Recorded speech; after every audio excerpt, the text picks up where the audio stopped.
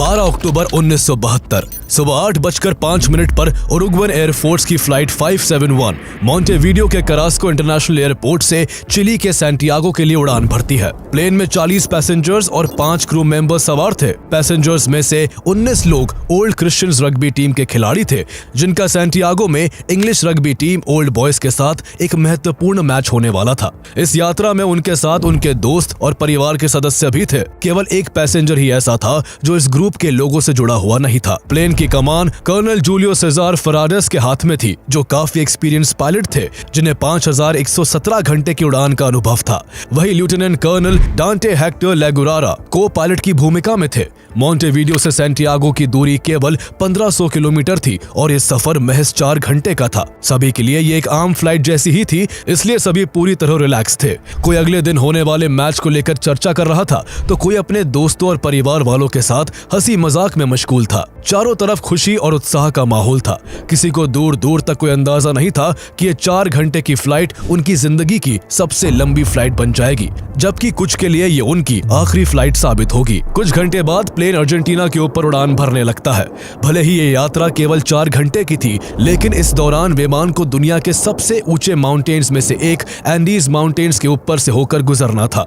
ऊंची नीची और टेढ़ी मेढ़ी पहाड़ियों की वजह से पायलट को बार बार प्लेन की डायरेक्शन बदलनी पड़ रही थी। विमान अभी अर्जेंटीना की एयर स्पेस में कुछ ही दूरी तय कर पाया था कि अचानक एंडीज की पहाड़ियों में तेज बर्फीला तूफान उठने लगा। कुछ ही पलों में चारों ओर घना अंधेरा छा गया। खराब मौसम में प्लेन को आगे ले जाना खतरनाक हो सकता था, इसलिए स्थिति को भांपते हुए प्लेन को अर्जेंटीना के मेंडोजा एयरपोर्ट पर लैंड करा दिया गया। मौसम को खुलने में पूरा दिन गुजर गया और जब अगले दिन 13 अक्टूबर को मौसम थोड़ा साफ हुआ तो दोपहर 2:18 पर प्लेन ने दोबारा उड़ान भरी। जल्दी ही प्लेन 18,000 फीट की ऊंचाई पर उड़ता हुआ आकाश में छाए घने बादलों के बीच से होकर गुजरने लगा। लेकिन इस दौरान प्लेन की कमान पायलट की जगह को पायलट के हाथों में थी। दरअसल पायलट फराडेस इससे पहले 29 बार एंडीज के ऊपर उड़ान भर चुके थे, लेकिन को पायलट लागुरारा के पास इस तरह की लोकेशन में प्लेन उड़ाने का कोई एक्सपीरियंस नहीं था। इसलिए पायलट फराडेस ने ट्रेनिंग के लिए प्लेन की कमांड उनके हवाले कर दी थी और ये उनकी सबसे बड़ी भूल थी। शुरू में तो सब सही रहा। करीब 1 घंटे तक उड़ान भरते हुए प्लेन बिना किसी रुकावट के प्लांचॉन पास के ऊपर पहुंच गया। क्रू को लगा कि क्यूरिको शहर के पास पहुंच चुके हैं और इसे क्लियरली देख सकते हैं, लेकिन एक्चुअल में ऐसा नहीं था। को पायलट को लैक ऑफ रेडार कवरेज और नेविगेशनल एरर की वजह से लग रहा था कि प्लेन एंडीज के पहाड़ों को पार कर क्यूरिको शहर के पास पहुंच चुका है, जबकि प्लेन अभी भी क्यूरिको से पूरे 70 किलोमीटर ईस्ट में था। पायलट फराडेस भी इस नेविगेशन एरर को नोटिस नहीं कर पाए और प्लेन की लोकेशन को मिसजज कर बैठे। इसके बाद को पायलट लेगुरारा ने एक और गलती करते हुए सैंटियागो एयर ट्रैफिक कंट्रोल को इन्फॉर्म किया कि वो कुछ मिनटों में क्यूरिको पहुंच रहे हैं और सैंटियागो के काफी करीब हैं, इसलिए फ्लाइट को लैंड कराने के लिए धीरे धीरे नीचे लाना चाहते हैं। सैंटियागो ट्रैफिक कंट्रोल ने भी बिना ज्यादा जांच किए फ्लाइट को अप्रॉक्स 3,500 मीटर तक नीचे लाने के आदेश दे दिए। इसके बाद जो होने वाला था वो इस प्लेन में सवार 45 लोगों में से किसी ने बुरे सपने में भी नहीं सोचा होगा। प्लेन क्यूरिको में लैंड करेगा ये सोचकर को पायलट लेगुरारा धीरे धीरे प्लेन को करीब 1000 मीटर नीचे ले आता है और तभी अचानक प्लेन में एक भयानक अनइवन एयर मूवमेंट शुरू हो जाता है। प्लेन तेजी से हिलने डुलने लगता है और strong air pockets and downward air current की चपेट में आकर अचानक काफी तेजी से नीचे की ओर गिरने लगता है। पहले तो पैसेंजर्स इस सिचुएशन में भी हंसी मजाक करते हैं, लेकिन जब प्लेन बेकाबू होकर बहुत तेज ऊपर नीचे होने लगा तो तुरंत खुशनुमा माहौल ने खौफ और दहशत का रूप ले लिया। पैसेंजर्स ने घबराकर सीट बेल्ट्स बांध ली। सबने जब बाहर की ओर झांका तो वो सन्न रह गए। प्लेन घने बादलों के बीच से गुजरते हुए ऊंची पहाड़ियों से सिर्फ कुछ मीटर्स की दूरी पर था। अब उन्हें अपनी मौत बेहद करीब नजर आ रही थी। हर गुजरते पल के साथ सभी के अंदर घबराहट बढ़ने लगी। खौफ जल्दी ही चीख पुकार में बदलने लगा। पायलट और को पायलट ने प्लेन को ऊपर ले जाने की हर संभव कोशिश की, लेकिन अब बहुत देर हो चुकी थी और अब जो होने वाला था वो किसी के कंट्रोल में नहीं था। कुछ ही सेकंड्स में प्लेन को भयंकर झटके लगने लगे और इससे पहले कि कोई कुछ समझ पाता, दोपहर के 3:30 पर प्लेन के राइट साइड वाला विंग पहाड़ी से इतनी जोर से टकराया कि वो टूटकर प्लेन से पूरी तरह अलग हो गया। अभी दहशत से भरे यात्री इस सदमे से उभर भी नहीं पाए थे कि प्लेन का पिछला हिस्सा भी एक ऊंची चट्टान से टकरा गया और वो भी भी टूटकर प्लेन से अलग हो गया। पिछले हिस्से के टूटने से प्लेन अब खुल चुका था और खुले हुए एरिया में से 3 पैसेंजर्स को हवा का प्रेशर सीट बेल्ट समेत सीधे बाहर ले गया और वो तीनों बर्फीली पहाड़ियों से जाकर टकरा गए, जिससे कुछ ही सेकंड्स में उनकी दर्दनाक मौत हो गई। इस विनाशकारी टक्कर से 2 क्रू मेंबर्स को भी गंभीर चोटें आई और उन्होंने भी मौके पर ही दम तोड़ दिया। लेकिन इस मौत की उड़ान का अंत अभी बाकी था। प्लेन जो अब टुकड़ों में बट चुका था, एक बार फिर भयंकर गति से पहाड़ियों से टकरा गया। इस झटके से प्लेन का दूसरा विंग भी टूट गया और इससे बचा हुआ प्लेन का आगे का मेन पार्ट फ्यूजलेज बेकाबू होकर बर्फीली ढलानों पर 350 किलोमीटर प्रति घंटे की रफ्तार से नीचे की ओर फिसलने लगा। जिंदा बचे पैसेंजर्स डर कर चीख रहे थे और भगवान से अपनी जान की भीख मांग रहे थे, लेकिन इन बर्फीली पहाड़ियों में उन्हें बचाने वाला कोई नहीं था। प्लेन का फ्यूजलेज बर्फ पर 725 मीटर तक स्लाइड करता रहा और फिर एक गहरी खाई में गिर पड़ा। कुछ पलों के लिए वहां एक मनहूस सन्नाटा छा गया। चारों तरफ बस बर्फ, टूटा हुआ मलबा और मौत की दस्तक थी।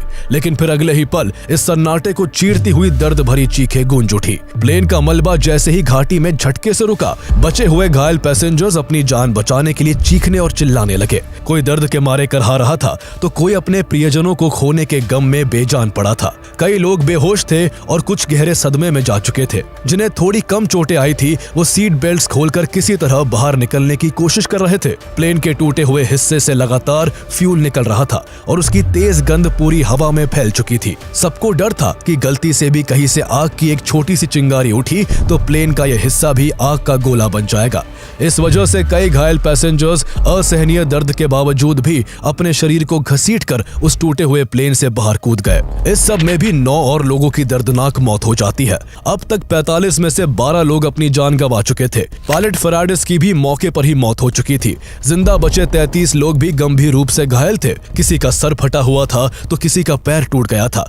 किसी के शरीर में प्लेन के टूटे हुए हिस्से घुस चुके थे तो किसी की चोटें इतनी भयानक थी कि उनके इंटेस्टाइन का हिस्सा काटकर पेट से बाहर आ चुका था। चारों तरफ खून, दर्द और मौत का खौफनाक मंजर था जिसने बचे हुए लोगों के बीच एक भयंकर डर पैदा कर दिया। लेकिन अभी तो उनके दर्द की ये कहानी बस शुरू ही हुई थी। जिंदा बचे इन 33 लोगों के साथ आगे आखिर ऐसा क्या होता है कि उन्हें अपनी जिंदगी मौत से भी बदतर लगने लगती है। आइए जानते हैं ये दिल दहला देने वाली कहानी। 1972, a Uruguayan Air Force plane commissioned for civilian flight crashed into the Andes. An old transport plane crashed in the Andes Mountains. 45 persons were aboard, given up for dead.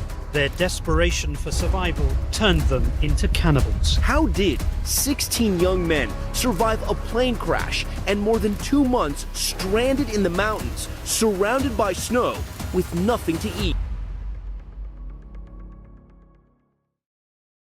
बचे हुए 33 लोगों में से किसी ने अपने दोस्त को खो दिया तो किसी ने अपने परिवार वाले को। ये लोग खुद भी बहुत गंभीर चोट के शिकार हो चुके थे, लेकिन इनके अंदर अब भी जिंदा रहने की उम्मीद बाकी थी। इन लोगों में कैनेसा और गुस्तावो ज़ेर्बिनो नाम के 2 मेडिकल स्टूडेंट्स भी थे। दोनों ने तेजी से घायल लोगों को फर्स्ट एड देना शुरू किया और उनके घावों पर मरहम पट्टी लगाने लगे। लेकिन कुछ की हालत इतनी खराब थी कि उन्हें बिना प्रॉपर ट्रीटमेंट के बचाना नामुमकिन था। प्लेन के को पायलट लागुरारा तो इतनी बुरी तरह से इंजर्ड थे कि कॉकपिट के इक्विपमेंट्स उनके शरीर में घुसे हुए थे और उनकी दर्द के मारे जान निकली जा रही थी। उनका ये दर्द इस कदर बढ़ गया कि उन्होंने पैसेंजर से ये तक कह दिया कि मेरी ड्रॉअर में एक पिस्टल रखी है, कोई मुझ पर रहम करो और उस पिस्टल से मुझे गोली मार दो ताकि मैं इस दर्द से मुक्त हो जाऊं। लेकिन वहां मौजूद कोई भी ऐसा करने की हिम्मत नहीं जुटा पाया और घंटों तक तड़पने के बाद आखिरकार को पायलट लागुरारा ने दम तोड़ दिया। अब 32 लोग बचे थे। उनके सामने चारों तरफ केवल बर्फीले पहाड़ थे। दूर दूर तक कोई पेड़ पौधे, जानवर, नदी कुछ भी नहीं था। ठंड हर गुजरते पल के साथ बढ़ती जा रही थी। उनके पास ना तो गर्म कपड़े थे और ना कोई ऐसा ठिकाना था जहां छिपकर ठंड से बचा जा सके। जैसे ही रात हुई, एंडीज के बर्फीले पहाड़ों में शरीर को जमा देने वाली सर्दी पड़ने लगी। भारी बर्फबारी हो रही थी जिससे लोगों की हालत बद से बदतर होती गई। इनमें से 5 लोग जो बहुत ज्यादा जख्मी थे वो इस भयंकर ठंड को झेल नहीं पाए और उन्होंने वही दम तोड़ दिया। अब सिर्फ 27 लोग जिंदा बचे थे। अपनी आंखों के सामने उन्होंने अपने ही लोगों को इस तरह से मरते देख उनको समझ आ गया था कि अगर उन्होंने ठंड से बचने का कोई ठिकाना नहीं ढूंढा तो एंडीज की भयानक सर्दी उनकी भी जान ले लेगी। इसलिए उन्होंने मिलकर प्लेन के उस आगे के टूटे हुए हिस्से में से सीट और अन्य मलबे को हटाकर इसे एक क्रूड शेल्टर में बदल दिया। ठंड से बचने के लिए उन्होंने प्लेन के बैक साइड को अपने सामान, सीटों और अन्य चीजों से बंद कर दिया ताकि हवा अंदर न आ सके। अब उनको ठंड से थोड़ी बहुत राहत मिली थी, साथ ही उन्हें यह भरोसा था कि किसी तरह उन्हें बस ये रात काटनी है और अगले दिन तक उन्हें बचाने के लिए रेस्क्यू टीम आ ही जाएगी। लेकिन ये उनकी बहुत बड़ी भूल साबित होने वाली थी। दरअसल जब प्लेन के को-पायलट ने क्रैश से पहले सैंटियागो ट्रैफिक कंट्रोल से लैंड करने के लिए कांटेक्ट किया था, उसके कई घंटे बाद भी जब प्लेन लैंड नहीं हुआ और न ही उससे कांटेक्ट हो सका, तभी सैंटियागो ट्रैफिक कंट्रोल को किसी अनहोनी की आशंका होने लगी थी। अथॉरिटीज के बीच हड़कंप मच गया था और उसी दिन Chilean air search and rescue service की टीम ने 4 एयरक्राफ्ट्स में सवार होकर को-पायलट की लास्ट रिपोर्टेड पोजीशन के पास प्लेन को ढूंढने की कोशिश भी की, लेकिन उन्हें प्लेन का नामो निशान नहीं मिला। अगले दिन अर्जेंटीना, चिली और उरुग्वे के 11 एयरक्राफ्ट इस मिसिंग प्लेन की तलाश में निकल पड़ते हैं। कुछ एयरक्राफ्ट क्रैश साइट के ऊपर से भी होकर गुजरते हैं, लेकिन नीचे उन्हें कुछ भी नजर नहीं आता। पूरा इलाका सफेद बर्फ की चादर से ढका हुआ था और चूंकि प्लेन भी सफेद रंग का था, इसलिए उन्हें नीचे कुछ भी नहीं दिखा। इसी बीच एक एयरक्राफ्ट जब सर्वाइवर्स के ऊपर से गुजर रहा था तो सभी सर्वाइवर्स जोर जोर से हेल्प के लिए पुकारने लगे, लेकिन रेस्क्यू टीम उन्हें तब भी नोटिस नहीं कर सकी। इसके बाद ये लोग फीमेल्स के लगेजेस से लिपस्टिक को कलेक्ट करके टूटे हुए प्लेन की छत पर बड़े बड़े लेटर्स में SOS लिखने की कोशिश करते हैं, ताकि जब अगली बार रेस्क्यू टीम का कोई एयरक्राफ्ट उनके ऊपर से गुजरे तो वो SOS लिखा देख ले। लेकिन उनके पास ज्यादा लिपस्टिक्स नहीं थी, इसलिए वो पूरा SOS नहीं लिख पाए। अगली बार जब उनके ऊपर से एयरक्राफ्ट गुजरता है तो सर्वाइवर्स रेस्क्यूअर्स का टेंशन अपनी ओर खींचने के लिए लगेज को बर्फ पर स्लाइड करने लगते हैं, लेकिन ये कोशिश भी नाकाम होती है। वहां से 3 बार गुजरने के बावजूद रेस्क्यूअर्स उन्हें नहीं देख पाए थे। सर्वाइवर्स इस वजह से काफी निराश थे, लेकिन उन्हें अब भी उम्मीद थी कि आज नहीं तो कल और कल नहीं तो परसों उन्हें ढूंढ लिया जाएगा। इसी उम्मीद में उनके पास जो भी खाने और पीने की चीजें थी उन्हें वो एक जगह इकट्ठा करने लगते हैं। सभी लगेजेस को पूरा खंगालने के बाद उन्हें उनमें से कुछ चॉकलेट्स, जैम के जार्स, कुछ ड्राई फ्रूट्स के पैकेट्स और कुछ वाइन की बोतलें ही मिल पाती हैं। सब ये डिसाइड करते हैं कि इस पूरे सामान पर सबका बराबर का हक होगा और हर दिन सब बहुत कम कम चीजें ही खाएंगे। इसके बाद किसी ने एक चॉकलेट के छोटे से टुकड़े से दिन गुजारा तो किसी ने बस वाइन के एक ढक्कन को पीकर अपनी भूख और प्यास मिटाई। वहाँ क्योंकि उनके पास पानी नहीं था, इसलिए एक सर्वाइवर फीटो स्ट्रॉच ने शीट मेटल का इस्तेमाल कर सोलर पावर्ड वाटर कलेक्टर बनाया, जिससे बर्फ को पानी में कन्वर्ट किया गया। एक दिक्कत उनके सामने स्नो ब्लाइंडनेस की भी थी। सफेद बर्फ से जब सूरज की तेज किरणें टकराकर आंखों पर पड़ती हैं तो किसी की भी आंखें जल्द ही खराब हो सकती है। इसलिए कुछ लोगों ने कॉकपिट में मौजूद हरे प्लास्टिक के सन वाइजर को काटकर अपनी आंखों की सुरक्षा के लिए उनसे 3 जोड़ी सनग्लासेस बना लिए। इन लोगों ने बर्फ पर चलते समय पैरों को ठंड से बचाने के लिए सीट कुशन्स को स्नो शूज की तरह इस्तेमाल करना शुरू कर दिया। किसी तरह खुद को बचाते हुए उन्होंने एंडीज की बेरहम पहाड़ियों में 3 दिन गुजार लिए थे। रात के समय तापमान गिरकर -30 डिग्री सेल्सियस तक पहुंच जाता था और रात का हर गुजरता पल मौत के सामने खड़ा कर देता था। किसी के भी पास इतनी ऊंचाई पर सरवाइव करने का कोई अनुभव नहीं था। तेज ठंड ने धीरे धीरे उनकी सेहत बिगाड़नी शुरू कर दी। रिकवर होने के लिए ना तो उनके पास कोई मेडिकल सप्लाईज थी, ना ही ठंड से बचने के लिए sufficient cold weather clothing, equipment और ना ही पेट भरने के लिए खाना। हर तरफ सिर्फ बर्फ और मौत का साया मंडरा रहा था। हर बीतता दिन, हर बीतता पल उनके हौसले की कठिन परीक्षा ले रहा था। दूसरी तरफ सर्च टीम को ऑपरेशन शुरू किए 3 दिन बीत चुके थे, लेकिन अब तक रेस्क्यूअर्स को कोई सफलता नहीं मिली थी। प्लेन की लोकेशन का पता चलना तो दूर, उसका कोई क्लू तक हाथ नहीं लग पाया था। एक के बाद एक पूरे 8 दिन बीत जाते हैं और जब 8 दिन बाद भी सर्च टीम को कोई सुराग हाथ नहीं लगता तो सर्च ऑपरेशन को इस अजम्पशन पर बंद कर दिया जाता है कि एंडीज की हार्श एनवायरनमेंट कंडीशन में कोई भी पैसेंजर जिंदा नहीं बच पाया होगा। इधर सर्वाइवर्स का 8वें दिन तक बहुत बुरा हाल हो चुका था। उनके पास खाने की चीजें लगभग खत्म हो चुकी थी। भूख से सभी बेहाल थे, उनके शरीर कमजोर पड़ने लगे थे और हर गुजरते दिन के साथ जिंदा रहने की उम्मीद खत्म होती जा रही थी। भूख को मिटाने के लिए कई लोग सीट से कॉटन निकाल कर खाने लगे तो कुछ शूज के चमड़े को चबाने लगे, लेकिन इन चीजों से आखिर भूख कैसे मिट सकती थी। इन चीजों ने उल्टा उन्हें और बीमार कर दिया। उनके ऊपर मुसीबत का सबसे बड़ा पहाड़ तब टूटा जब 10वें दिन उन्हें प्लेन से एक छोटा सा ट्रांजिस्टर रेडियो मिलता है। किसी तरह रेडियो को चालू किया गया, लेकिन उससे केवल दूसरी तरफ की आवाज सुनी जा सकती थी। और कोई भी मैसेज दूसरी साइड नहीं भेजा जा सकता था। वो कान लगाकर ये सुनने में लगे हुए थे कि बाहर उन्हें ढूंढने के लिए क्या किया जा रहा है। बहुत देर बाद उन्हें उनसे जुड़ी हुई एक खबर सुनाई देती है। उन्हें उस रेडियो के जरिए पता चलता है कि उन्हें डेड मानकर सर्च ऑपरेशन बंद कर दिया गया है। इस खबर को सुनते ही उनकी आखिरी उम्मीद भी टूट गई। कई लोग ये खबर सुनते ही बुरी तरह रोने लगे। भूख और ठंड ने पहले ही उनकी हालत खराब कर रखी थी। अब इस खबर से उनके जिंदा रहने का हौसला भी टूट चुका था। भूख ने उनकी सोचने समझने की ताकत छीन ली थी और अब वो जो कदम उठाने वाले थे उसकी कल्पना भी किसी ने नहीं की थी। जब सभी इस खबर के सदमे में ही थे कि तभी उनमें से केनेसा नाम का एक शख्स शेल्टर से बाहर निकलता है और मरे हुए लोगों की जो डेड बॉडीज बाहर पड़ी हुई थी उनमें से एक डेड बॉडी को वो कांच के टुकड़े से काट कर खाने लगता है। जब बाकी लोग उसे ऐसा करते देखते हैं तो सबके होश उड़ जाते हैं। सब उसको इसके लिए बुरा भला कहते हैं, लेकिन जैसे ही उनको भूखा रहते हुए कई दिन गुजरने लगते हैं तो एक एक कर सभी अपनी जान बचाने के लिए अपने ही मरे हुए साथियों के शरीर का मांस खाना शुरू कर देते हैं। जिनका मांस वो खा रहे थे उनकी आंखों के सामने उन्हीं दोस्तों और परिवार वालों के मुस्कुराते चेहरे घूम रहे थे। वो पहले मांस के टुकड़ों को काटते, फिर उसे धूप में सुखाकर खाते। कई लोग जो बहुत धार्मिक थे उन्हें ऐसा करना पाप लगता था, इसलिए उन्होंने कई दिन तक ऐसा नहीं किया, लेकिन एट लास्ट जिंदा रहने के लिए वो भी अपनों का मांस खाने लगे। पराडो के लिए ये और भी दर्दनाक था। उसकी माँ और बहन इस हादसे में मारी गई थी। वो नहीं चाहता था कि उनके शरीर को भी भोजन बना लिया जाए, इसलिए उनके मरे हुए शरीर से वो लिपट कर बैठा था। लेकिन धीरे धीरे उसे भी पता चला कि भूख इंसान से कुछ भी करा सकती है, इसलिए वो सभी लोगों के आगे गिड़गिड़ाने लगा कि उसकी माँ और बहन के मरे शरीर को सबसे आखिर में खाया जाए। सब इसके लिए तैयार हो गए। इसी बीच सभी ने एक दूसरे को ये परमिशन भी दी कि उनके मरने के बाद उनके शरीर को वो लोग खा सकते हैं। ये सब कुछ रूह को कपा देने जैसा था।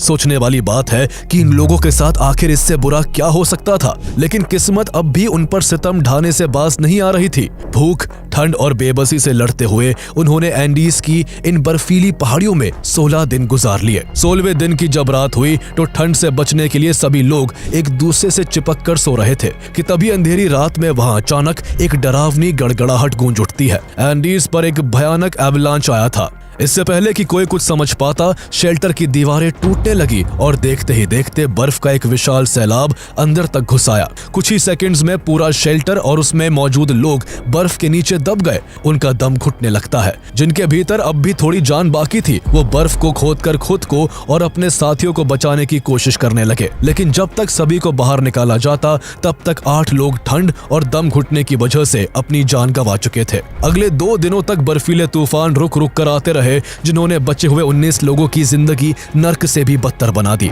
1 नवंबर को जब मौसम साफ हुआ तब जाकर बचे हुए 19 लोगों को थोड़ी राहत मिली।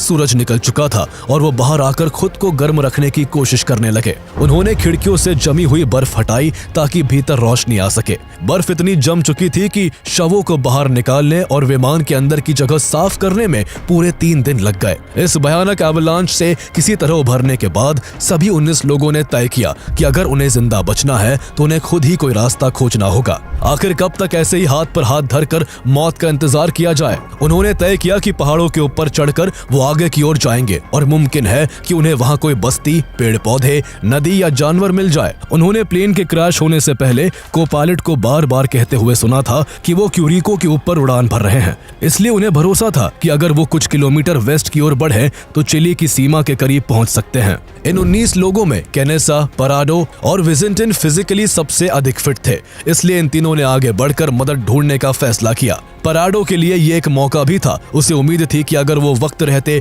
मदद ढूंढने में कामयाब हो जाता है तो शायद उसकी बहन और माँ की लाश उसके साथियों को खानी नहीं पड़ेगी। इसी उम्मीद के साथ पराडो पहाड़ों पर चढ़ने के लिए काफी मोटिवेटेड था। जब ये तय हो गया कि केनेसा, पराडो और विजिंटन मदद की तलाश में ऊपर पहाड़ियों पर जाएंगे तो बाकी के 16 लोगों ने उन्हें अपने हिस्से का मीट दे दिया ताकि सफर के दौरान उनकी स्ट्रेंथ बनी रहे। ठंड से बचने के लिए उन तीनों ने एक के ऊपर एक कई कपड़े, कई शर्ट और जीन्स पहन ली और तीनों सफर पर निकल पड़े। पहले तो वो कुछ दूर वेस्ट की ओर चले, लेकिन जल्दी ही ग्लेशियर सर्क ने उनके आगे बढ़ने में बाधा डालनी शुरू कर दी, इसलिए तीनों वेस्ट की बजाय ईस्ट की ओर जाने लगते हैं।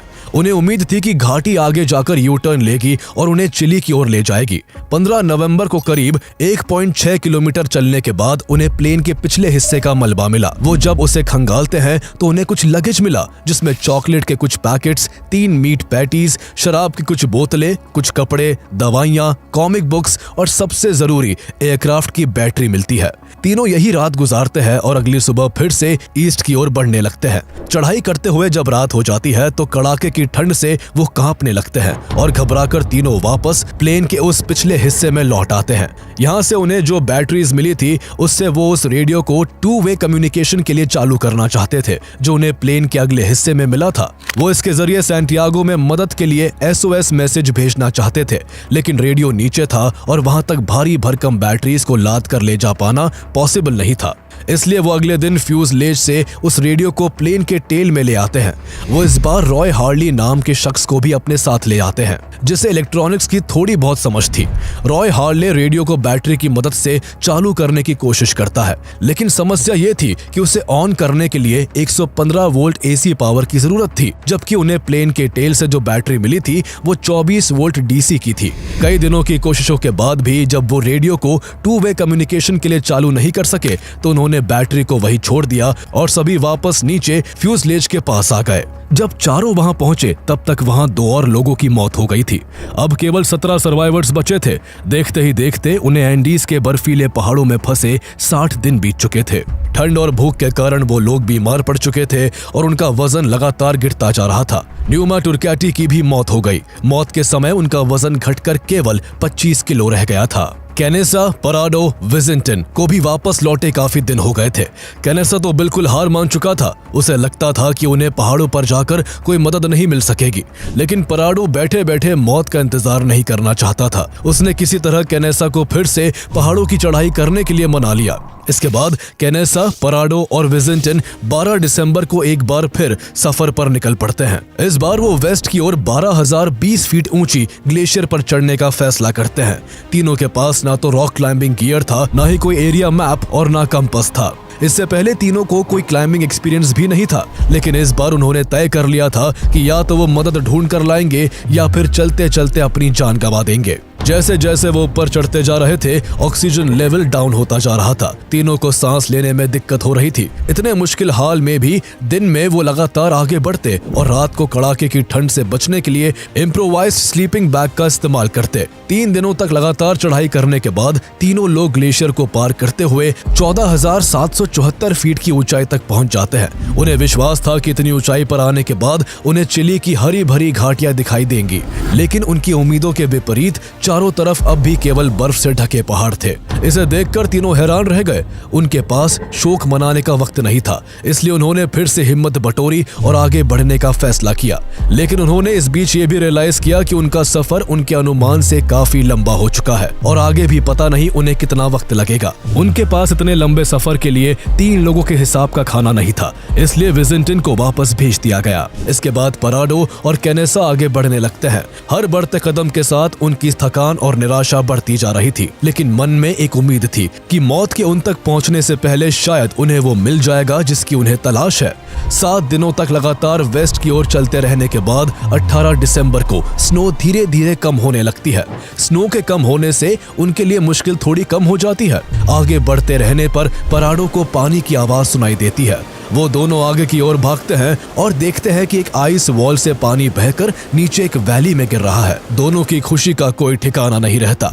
उन्हें यकीन था कि ये पानी जरूर किसी नदी की तरफ जा रहा होगा, इसलिए अगले 2 दिन तक वो दोनों उसी को फॉलो करते रहते हैं। पराडो को यात्रा के 9वें दिन ऐसी चोटियां दिखी जिन पर बर्फ नहीं थी। पराडो को पूरा यकीन था कि यही घाटी पहाड़ से बाहर निकलने का रास्ता होगी। अब उन्हें यहाँ इंसानी जीवन के कुछ संकेत मिलने लगे थे। कुछ दूर और चलने पर उन्हें हरियाली और वहां चरती हुई कुछ गाय दिखाई देती है। जल्दी ही दोनों एक नदी के पास पहुंच गए और दोनों ने वही रात बिताने का फैसला किया। वो वहां लकड़ियां इकट्ठा करने लगते हैं ताकि आग के सहारे उन्हें कुछ गर्माहट मिल सके, लेकिन तभी उन्हें नदी के दूसरे पार 3 घुड़सवार दिखाई देते हैं। पराडो और कैनेसा मदद के लिए पूरी ताकत से चिल्लाने लगते हैं। नदी के पानी का बहुत शोर था, लेकिन फिर भी किस्मत से एक घुड़सवार ने उन्हें नोटिस कर लिया। पानी के शोर की वजह से उसे समझ नहीं आ रहा था कि वो लोग क्या कह रहे हैं। उसने जवाब में कुछ कहा, लेकिन पानी के शोर में पराडो और कैनेसा को केवल एक शब्द सुनाई देता है, टुमारो। अगले दिन वो घुड़सवार 2 और लोगों के साथ लौटता है। वो एक पत्थर में एक कागज और पेन लपेटकर उनकी तरफ फेंकता है। उस कागज पर पराडो एक मैसेज लिखकर वापस घुड़सवारों की ओर फेंक देता है। इसमें उसने लिखा था, हम उस प्लेन से आए हैं जो कई दिन पहले एंडीज के पहाड़ों में क्रैश हो गया था। हम यूरुग्वेन हैं और 10 दिनों से मदद के लिए भटक रहे हैं। एंडीज में हमारे जैसे 14 घायल लोग मदद की प्रतीक्षा कर रहे हैं। हमारे पास खाना नहीं है, हम बहुत कमजोर हो चुके हैं, हमसे चला तक नहीं जा रहा है, इसलिए हमें जल्द से जल्द मदद की जरूरत है। इन घुड़सवारों ने भी एंडीज प्लेन क्रैश की कहानी सुन रखी थी, लेकिन इतने दिनों के बाद भी इसमें सवार लोगों को जिंदा देखकर उन्हें अपनी आंखों पर भरोसा नहीं हो रहा था। इसके बाद केनेसा और पराडो को पास के ही गांव लॉस मेंटेनेस लाया गया, जहां उन्हें खाने को खाना और आराम करने को बिस्तर दिया गया। लगातार ठंड में क्लाइंबिंग करने के कारण दोनों गंभीर रूप से बीमार हो चुके थे। केनेसा का आधा वजन घट चुका था। इस बीच एंडीज में प्लेन क्रैश के सर्वाइवर्स की खबर को पास के लोकल पुलिस स्टेशन और फिर सैंटियागो स्थित आर्मी हेडक्वार्टर्स तक भेज दिया गया। जैसे ही ये खबर मीडिया में आई, प्लेन क्रैश में जिंदा बचे इन लोगों की कहानी पूरी दुनिया में हवा की तरह फैल गई। इधर एंडीज के बर्फीले पहाड़ों में मौजूद बाकी के 14 लोग भी प्लेन में मौजूद रेडियो पर इस उम्मीद में कान लगाए हुए थे कि न जाने कब उन्हें कोई अच्छी खबर सुनने को मिल जाए। इसी बीच उन्हें रेडियो पर सुनाई देता है कि 2 महीने पहले हुए प्लेन क्रैश में 2 जीवित लोग रेस्क्यू कर लिए गए हैं। जैसे ही वो 14 लोग इस खबर को सुनते हैं, वो खुशी से झूम उठते हैं और एक दूसरे को गले लगाकर भगवान का शुक्रिया अदा करते हैं। प्लेन क्रैश के 72 दिन बाद 22 दिसंबर को रेस्क्यू टीम 3 हेलीकॉप्टर्स में सवार होकर एंडीज में फंसे लोगों तक पहुंचने के लिए उड़ान भरती है। पराडो भी रेस्क्यूअर्स के साथ हेलीकॉप्टर में सवार था ताकि वो उन्हें सही रास्ता दिखा सके। खराब मौसम की वजह से हेलीकॉप्टर्स को एंडीज तक पहुंचने में शाम हो गई and high altitude and wait limit के कारण पहले दिन केवल 6 लोगों को ही बचाया जा सका।